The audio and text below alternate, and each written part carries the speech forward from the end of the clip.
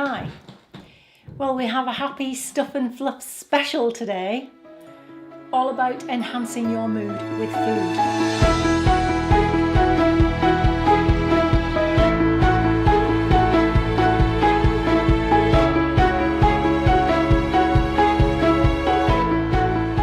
Hi, my name's Christine L. Conroy.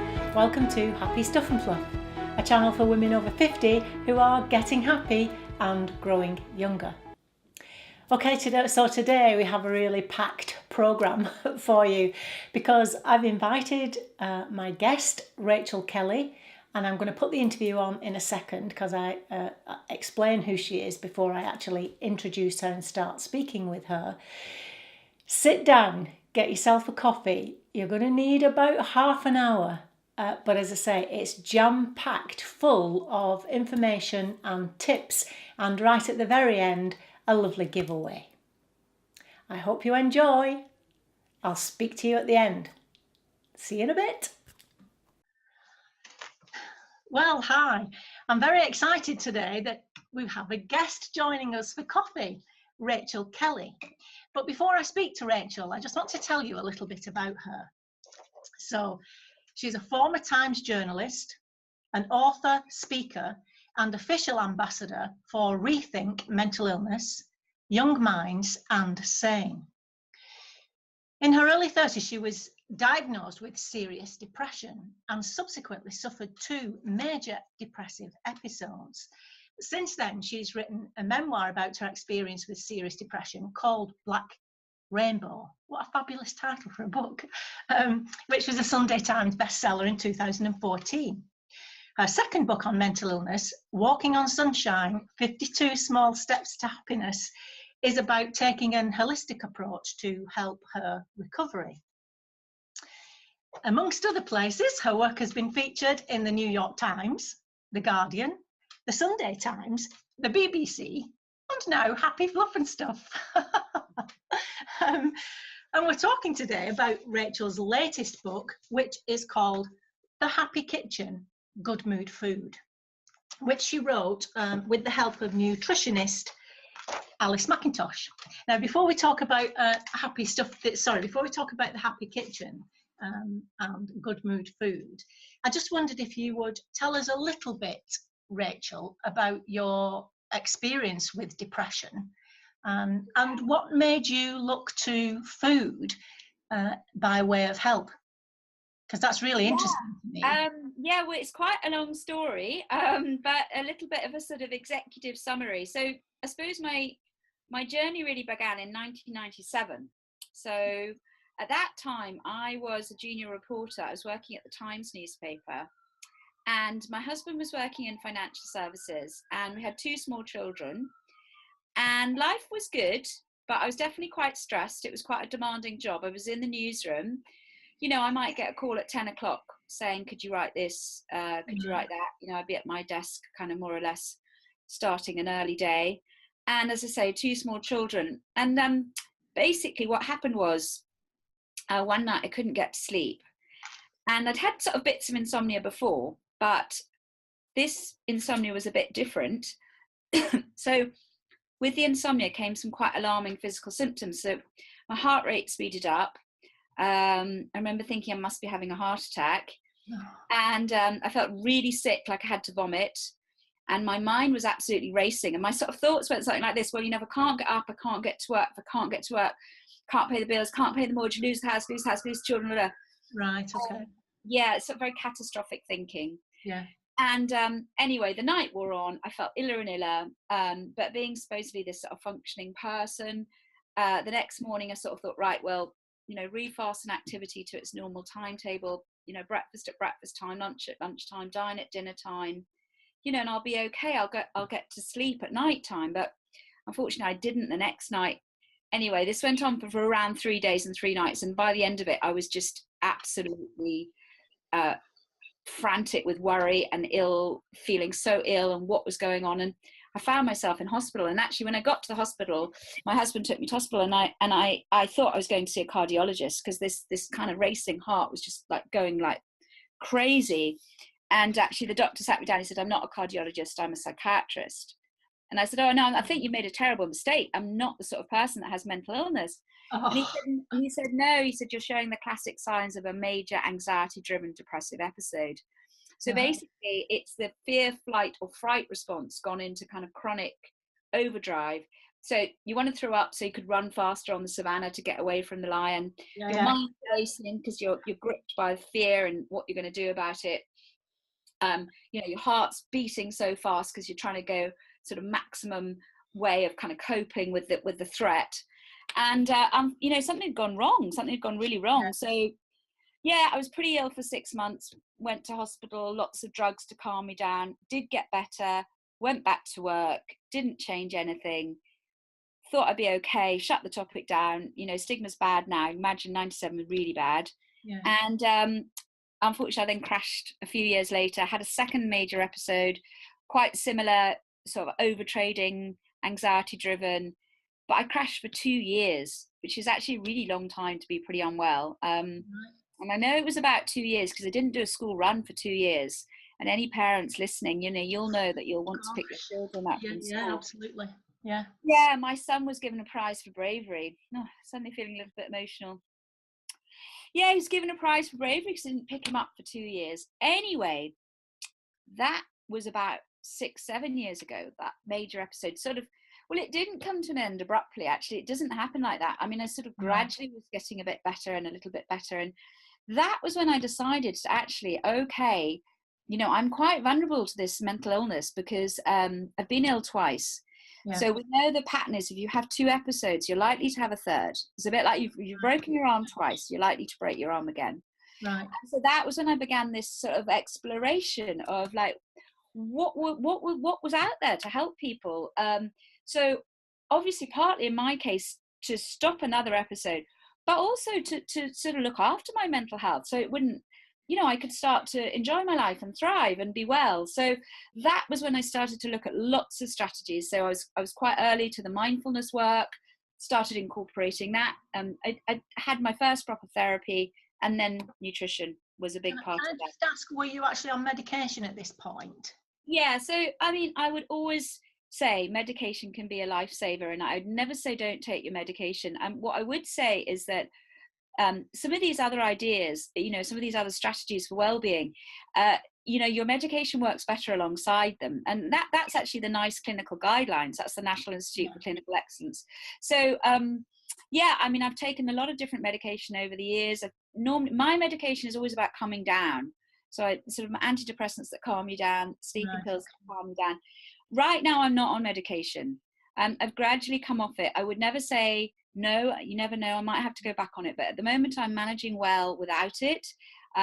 You know, obviously if you can manage without it, that's great, because I did have quite a lot of side effects. You know, one of the side effects being a lot of weight gain. That was one of my issues around it. I did put on a lot of weight. It all just exacerbates the situation, really, I guess, doesn't it? If you I mean, when you get side effects like that. Yeah, and so I was always thinking, you know, if I could find some other strategies that were good, you know, wouldn't that be nice? You know, and also just to be in charge myself and not have to rely on getting those appointments with the doctor, you know, always waiting for things. I mean, I felt, you know, I feel that certainly my experience and others I work with is that they're always having to wait to get the right appointment within the NHS, whether it's for the therapy or whether it's for you know, getting psychiatric help or whatever it is. So yeah, that was when nutrition came into the story, because it was about 5 years ago. I went to see my GP and she said, how are you getting on, and how's the CBT, the cognitive behavioral therapy, coming on? And I said, well, that's, you know, that's good, and a bit of the mindfulness. And as I was leaving, she said, well, what about happy foods? And I said, that's great, isn't it? Coming from an NHS GP, that's really forward thinking of her, isn't it, I guess? Yeah, you're spot on, because you probably know how much training an NHS GP gets in nutrition. Do you know how many hours? Probably very little. But I mean, that's, because they do everything, don't they? So it's kind of understandable. It's a tricky situation, but there you go. So the fact that she brought that to your attention is fantastic, isn't it? Well, I mean, I'm forever grateful. But I said, look, tell me more. And she said, well, I can't, because an NHS GP gets around 2 hours of nutritional training. so don't feel qualified to give you good nutritional advice. And I said, oh, but, you know, I'm so interested, you know, what is this happy foods? She said, well, I'll tell you my 3 top happy foods. She said, oily fish, dark green leafy vegetables, and dark chocolate. So I was going, oh, this sounds lovely. Tell me more. And she said, well, I really, you know, I don't, you know, it's not my expertise.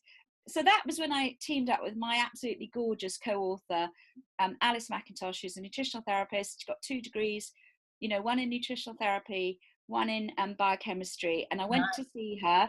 I did my homework, and I said, look, I've still got these symptoms. I've got my insomnia. I've got my low mood, my anxiety. You know, what are the nutritional interventions that I could do? And we just got on like a house on fire. And yeah, we worked together for 5 years, and that led to our Happy Kitchen book. Right, because I have to say, first of all, I'm so sorry you had to go through all of that. Oh, thank you. But also, I think we do seem to be, it might be taking a while, but we do seem to be learning a little bit more and more understanding. And I guess that's thanks to the work that you're doing, you know, for Rethink Mental Illness, which obviously we clearly do need to be rethinking mental illness, and all the other things that you do. So thank you for that. Well, that's very kind. You're what I right. like about this, Rachel, is the research that you've included in the book to explain some of the ideas. Yeah. I think it's a great thing to do. Now, you're either interested in that or you're not. I mean, you can do these recipes and not even look at the research if you don't want to. Yeah. But I always think if you're going to change something about the way you live your life, then it's, you know, the scientific theories behind it. Absolutely. So I work alongside some quite vulnerable people, and I absolutely didn't want to give false hope or falsely represent the situation. Nutrition is a tricky area. There is some really good evidence, but it's quite, it is difficult evidence. First of all, there's no money in nutritional research, so the drug companies don't like to do it. So the most of the money is going into pharmaceuticals. So having said that, we now do have some really good evidence. So we've put on our website, on my Rachel Kelly website, and on our Alice McIntosh website, are 150 studies. But we say, in the book, we say, look, this is the gold standard, randomized controlled trial, fantastic, really good evidence. Nobody is disputing this. Or we say, small scale study, not replicated, have a whirl, you know, be your own detective, try this out, you know. For example, we've got some really nice data on turmeric and why it's helpful. Right. The other one was saffron, but we didn't have such good evidence on saffron. But saffron's been used to help with anxiety since the ancient Greeks. So what we say is, we haven't got great studies. Have a try. It is really expensive, but even a little bit. And there was one nice study saying even if you smelt it could help, you know, improve your mood and make you feel happy. But we all try and be really straight about, you know, this is where we are. Give it a whirl. You know, we need more. We need a lot more research. Yeah, because I think that's key with lots of things. See how it works for you. Yeah. Just not. I just want to tell you a few things, just so that while I've got you here, I can tell you what I like. About it. Thank you. First of all, you won't know this. My happy stuff and fluffers know this. I don't do the cooking in my household. My husband does the cooking, you know, he enjoys this book too. But when I look at it, the ingredients in here are not wacky ingredients that you have to go to the ends of the earth to get. That's the first thing, as a person who doesn't do a lot of cooking. And also, when I open a recipe book and there's like 2 pages of ingredients, I get a little bit overwhelmed by that. So that doesn't happen in here. And also, I think lots of, you know, I asked people did they have any specific questions for you? And lots of people who have young families, you know, like such as Mr. Kitchen and I, that's my husband, who's just the 2 of us. It's quite easy for us to cook for ourselves. If you've got 3 small children or however many small children, it makes it a little bit more difficult. But you actually worked on these recipes with your family, didn't you? Oh, yeah, absolutely. Yeah, because so when I started out, I sort of you said I don't know enough about your husband's cooking, but I'm no chef. I'm just like a regular way mum with, you know, I could do my roast chicken and my spaghetti bolognese and, you know, your classic sort of family dishes, but I was not a chef by any means. And you know, Alice and I, we did spend 5 years coming up with the recipes and sort of developing together. And they Yeah. were all things that I could cook, not being like a chef type. Right. Okay. Secondly, they had to be stuff that the family eat. And actually there is data as well that if you want to make changes to your diet, you do have to bring your family with you. It's not going to work just you sitting at one end of the table eating a kale, smoothie or something. That's a great tip, actually, that. Yeah, it's just not going to happen. And No. I found that in my own experience with my family and my children. And what was lovely is actually we did a lot of it together as a family. So I have to say my sons weren't such, but my daughters definitely got on board, and we'd be doing stuff together.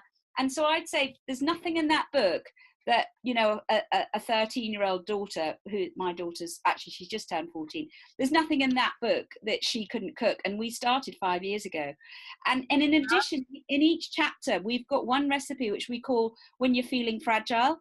And so that is obviously aimed at people who are feeling a bit wobbly, but it's also aimed at people, you got home from work, you're exhausted, you're not feeling like cooking, but you want to go for the biscuit tin, but that's not going to help your mood long run. So what are you actually going to cook? So one thing we've done is we've always tried to think, okay, so let's even assume you've not got the energy to cook, to shop, because, so a lot of stuff is stuff that you can use straight from the store cupboard. So things like your tins of chickpeas, like we've got a hummus recipe in there. It's literally a tin chickpea from the store cupboard, a bit of olive oil. You can alter it with either sun-dried tomatoes, or you could use like tinned artichokes. Yeah, real life cooking. That's what I call that. And then loads of stuff from the freezer. And actually, your freezer's your friend, your tins are your friend. And how could and as I say, a lot of them just whizzing them up in the liquidizer or with a Magimix if you've got one. But like that hummus, really good for gut health, digestive health. We've got loads of data there about why you've got a nice, calm, well-functioning digestive system that can lead to being nice and calm and happy in your head. So stuff like that. The ingredients are very carefully thought out, but as you say, they're accessible, and the recipes are designed that you could come in after a day's work, trying to think of something to get on the table quickly, and you could do it. So so you would call it a healthy diet as well as a mood boosting way of living? It's also a healthy diet. Is it calorie controlled or? No, so we didn't set out for it to be a weight loss diet, but what's interesting, well, I personally did lose the weight, partly because one of my side effects of the antidepressants was putting on weight. So obviously if I've been able to bring the medication down, I've got back to my sort of normal weight. But we don't go for like, this is bad for you, this is good for you. So I've worked a little bit with some clinical psychologists on the NHS, and all the data shows that if you shame people and you tell them that they're bad and they're sinful for doing stuff, they shouldn't touch it, you're drawn to it. So what we try and do is we try and have a very different message, which is that food's your friend, embrace it. And especially one of the lovely messages, I think, is embracing variety. So when we were looking at the studies on good gut health and digestive health, one of the things is we want more diverse bacteria in our stomachs. And one of the ways to do that is to introduce variety into your diet. So do you want to have a guess how many ingredients ancestral man used to eat, wandering around on the savannah, killing game and eating berries in season and things? Oh, I would have no idea. 30 or 40, something like that. Okay, hold that thought. And how many ingredients do you think modern Western man eats? Oh dear, probably not as many as that. Interesting. Okay, so you're right in some ways. So they think, and actually they looking at those sort of studies of stomach contents and stuff like that, they reckon that ancestral man ate around 150 different things each week. Wow. And modern man eats around 20. And if you strip out I think it's wheat, sugar, dairy, the number drops again. And actually that was really classic of our family eating, is that we didn't have like a really unhealthy diet. I mean, obviously, I wasn't totally ignorant. I knew more or less what was good for us, but we just kept eating the same things again and again. So I think introducing variety was probably one of the single biggest and most joyful lessons about this good mood food journey, because it's sort of like, it's not cutting stuff out, but it's introducing variety. And what seems to be nice is that when you have this different attitude to food, and so enjoying and embracing abundance and variety, somehow you are just sort of more naturally drawn to things that are good for you. And in addition, what we did is we split it according to symptoms. So things like the anxiety. Yeah, I've got that down. I must mention how I love how it's categorised. What a brilliant. Yeah. So I mean, you're right. It does echo a lot of characteristics of sort of what we generally know about a healthy diet, but it's very detailed and specific to boost happiness and mood, because that's what I needed. So, for example, some of the evidence around the omega-3s, the healthy fats. So that's why my GP said the oily fish. Probably even better than that is actually the seaweed, where the omega-3s come from in the first place. That's what the fish eat to get the omega-3s. But that's very particularly about mood, because our brains are 60% fat, and we want these healthy fats to make the neurotransmitters, the dopamine and the serotonin, the feel-good hormones in our brain. And in addition, it's very particularly about mood, because there's quite a new bit of way of thinking about low mood, which is that it may be to do with a kind of chronic, ongoing, i.e. ongoing levels of inflammation. I don't know if you've heard about this idea. It's really interesting. It sort of seems to be underpinning quite a lot of the lifestyle diseases, is this sense that people live with levels of low levels of inflammation, particularly in the gut. So again, the reason the omega-3s are so good for us, for our mood and making us happy, is that they are anti-inflammatory. And it is very precise, because I was very lucky. The key doctor on this is called Dr. Carmine Pariante. He's working at King's College London right now, and he's got people who are suffering from mild to moderate depression, and he's using omega-3 supplementation, and he's seeing good results compared to using antidepressants. So it is very, very focused on happiness and mood. But you're right, overall there are some similarities with a generally healthy diet. But it's a bit more precise. There's very precise things like people who have low mood often have low zinc, they have low B12. There are very particular things that you can step in just to boost your mood. Yeah, and I also know, before I ask this question, that it's a complicated thing, and that you can't just, although I like the thing you've got in the back, you can actually cut it out, that tells you, and you call it fab mood foods, very good mood foods, right down to low mood foods, which is a great help to be able to flick and look at that.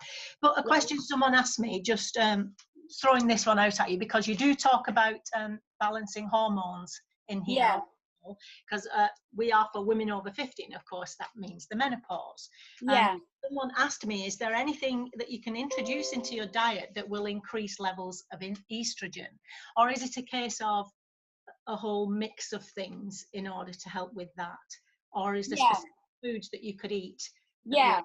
I'd almost get my own copy of My Happy Kitchen, but if you go in there, we have a chapter called Hormonal Balance, and we look very specifically at menopausal women and what might be happening, because as you say, huge hormonal changes, and there is a big link there between hormonal changes and anxiety and low mood. So we see it in teenagers, we see it in postnatal women, we see it in menopausal men and menopausal women, that there is a sort of period of low mood and anxiety, and what can we do to sort of stay calm? Hormones is a tricky one. It is a tricky one. Alice always says, it is difficult, because you're always trying to get this sort of balance between them and the different levels. And, obviously you've had that. Tailored to each individual as well, I would imagine. Yeah, exactly. I mean, there do seem to be a few things that can help. So I'm postmenopausal now, but I definitely noticed sort of mood swings, around that whole period. So one thing was seaweed.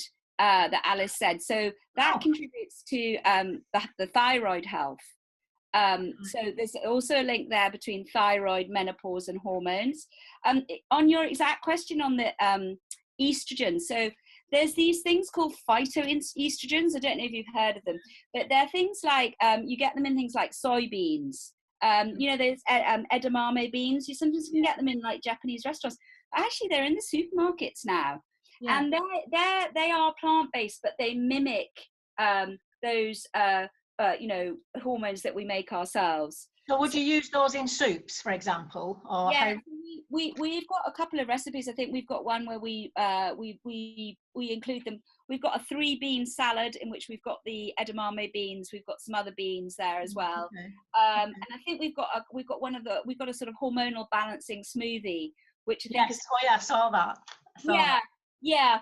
But it is quite a tricky one, hormones. It's not, I mean, I'd love to be able to say this is an absolute surefire winner on diet, but I'd rather be a little bit more realistic in a way that some of the evidence is a little bit mixed. There's a bit more of a debate around whether you can just eat for hormonal health. Yeah, probably. Sorry, go on. Sorry, what about dairy foods? Because that's something else that someone asked. A lady is giving up cheese and butter, I think because of weight loss, but struggled because she likes cheese and she likes butter. Are there any other benefits from stopping dairy food, or do you just don't advise stopping anything at all, or everything in moderation? What's your take on that? So I think on the dairy products, so obviously cows are milked when they're just after giving birth, when they're obviously the milk's for their own calves, isn't it? So that's the reason that sometimes nutritionists say go steady on the dairy or reduce the dairy or even cut out the dairy is obviously that there are those hormones in the milk, the estrogen, and that can, I suppose the way I think of it is that our bodies are complex and it's a difficult time for our bodies. So in a way, don't confuse them by just dosing up with loads of estrogen from dairy milk. And having said that, Alice isn't a great one. She said with me, she's not a great believer in cutting out food groups altogether. So for example, in butter, there's something in butter. We had one study, there's something in butter called butyrate. I don't know if you've come across that. And actually there was a couple of studies linking that to good mood. So I think what I would say is 2 things. Keep things in proportion. So yes, by all means, maybe cut it out for a bit. And then I kept a food diary. I still do actually on occasion if I feel my mood dipping. I did really religiously when I first teamed up with Alice. And it's sort of like be your own detective. If you're finding that, by keeping a food diary, first of all, you'll see quite how much dairy you're consuming. And that's interesting in itself. And then also, if you decide to sort of lower that amount, so eat less of the butter and cheese, you can begin to see, does that help your mood? Are you feeling a bit better? Do you feel a bit calmer? And so you can sort of play around a bit with that. So yeah, we don't, on the whole, we like to go for, in a way, once you're following the variety message. So if you're going from 20 ingredients to 150 ingredients, maybe that's a good psychological device as well. So sort of less of thinking, oh, I'm missing out on that. I've not got my butter and cheese anymore. Sort of psychologically switch to thinking, whoa, I've got all these other delicious things that I've never tried before, and isn't that great? Brilliant. Yeah. Okay, I'm very conscious of your time here, Rachel, and I could talk to you all day. I wonder if you could just, 2 things. Could you give us 3 kind of quick fire things that people could do, or perhaps almost immediately, to help or change their way of thinking about it, or any tips that you might have that our ladies can take away? Yeah, well, a really simple one, which actually I'm with the government on this. So the government only recommends 1 supplement for all of us from October through to March, because of the low light, is vitamin D. So we didn't actually find any studies linking vitamin D directly to mood and happiness, but it affects probably 6 other different bodily systems. The endocrine system, the musculoskeletal system, the cardiovascular system. It affects so many different systems that, and because of the indissolubility of mental and physical health, so if you did nothing else, make sure you're getting your vitamin D supplement. That's for everybody, and get out into the sunshine at the highest point. So obviously it's around lunchtime. That'd be the first thing. I think the second thing is, as I say, if you can improve your gut health. What I like about this gut health one is that some of the other advice is like, okay, this might get to your levels of things like the serotonin and the dopamine in your head. That's a little bit complicated because there's a blood-brain barrier. So it's not direct. Otherwise, you could just say, eat all this stuff and it's full of serotonin. It's not quite that simple. No. Yeah, but what I liked about the gut health advice is for sure that hits your stomach. there's no messing around with that. So what I would say, the second one, number one, vitamin D. Number two, improve your gut health. And that's, you're trying to increase the diversity of the gut bacteria. Everybody agrees on that. I'm sharing with you where there's real consensus, as opposed to, have a try, see how this goes. So on gut health, you want the probiotics and the prebiotics. The way I remember it is the probiotic is like the O in yogurt. So that's the healthy bacteria itself. That's like the healthy bacteria itself. You get it in fermented foods, yogurt, things like sauerkraut, but it's pretty hard to eat, but some people like it. We do have a recipe for it. I sort of learned to kind of quite like it. The children won't really eat it. There's a drink called kefir, which actually I really like. It's like a fermented yogurt drink, and you can have it with, in a smoothie. You can buy it at most supermarkets now. You can actually make it yourself. Just started doing some kefir workshops, actually. So that's the fermented foods. That's the probiotics. The other thing for the gut health is the prebiotics. You need both. The prebiotics, you remember my GP said the dark green leafy vegetables? Yeah. That is because the healthy bacteria that you've just eaten, they need to feed on something, and they feed on the dark green leafy vegetables. Right. So that's things like your dark, your green cabbage, your kale, broccoli, all those dark green leafy vegetables. That's going to help your gut health. So that will be the second thing. So we've got the vitamin D, we've got improving your gut health. And probably the one I think I would go for most, because I say, just such an exciting time right now, is it just does seem there's something very magical about these omega-3s. So if you can increase the oily fish in your diet, salmon, mackerel, tuna, the way I do it is I've got tins, Yes, and that mackerel pate in the book is very nice, I have to say, with oat cakes. It's delicious. Yeah, really nice. Really, again, you're just going to whiz it up. It's really easy. They do seem to be something magic. There's three kinds of healthy fats. There's the 3s, the 6s, and the 9s. Delicate balance between them. Nutrition is always quite delicate, different things working together. But most people who are feeling a bit flat or a bit anxious, they're low on those omega-3s. If you don't like fish, you can, hemp seeds is a great source, and double whammy, you get some of the omega-3s in the dark green leafy vegetables. So I think those would be my 3 really quick, easy things. Get yourself a vitamin D, get yourself some healthy bacteria going and improve your gut health, and get your omega-3s.